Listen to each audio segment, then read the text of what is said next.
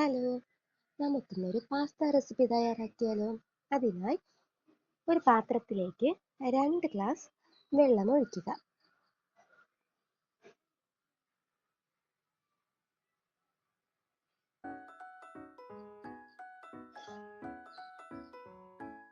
വെള്ളം തിളച്ചതിന് ശേഷം നമുക്കതിലേക്ക് ഈപ്പി പാസ്ത ആഡ് ചെയ്യാം. ഞാനിവിടെ ഈപ്പിയുടെ പാസ്തയാണ് എടുത്തിട്ടുള്ളത്.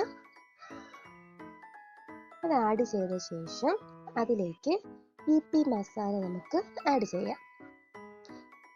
ഈ ഈപ്പി പാസ്തയുടെ കൂടെ തന്നെ ഈപ്പി മസാലയും ലഭിക്കുന്നതാണ്.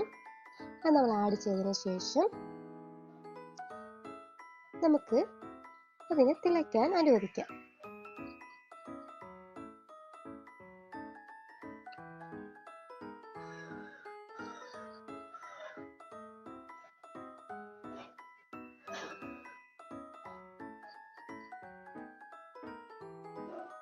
തിളയ്ക്കുമ്പോൾ ഇതുപോലെ ആവും.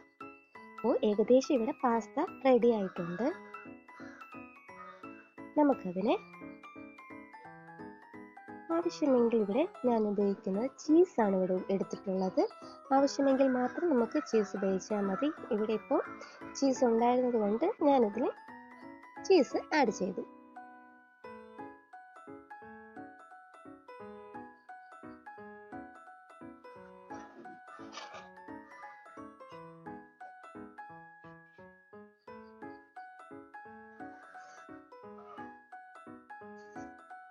ഇതാ പാസ്ത റെഡിയായി.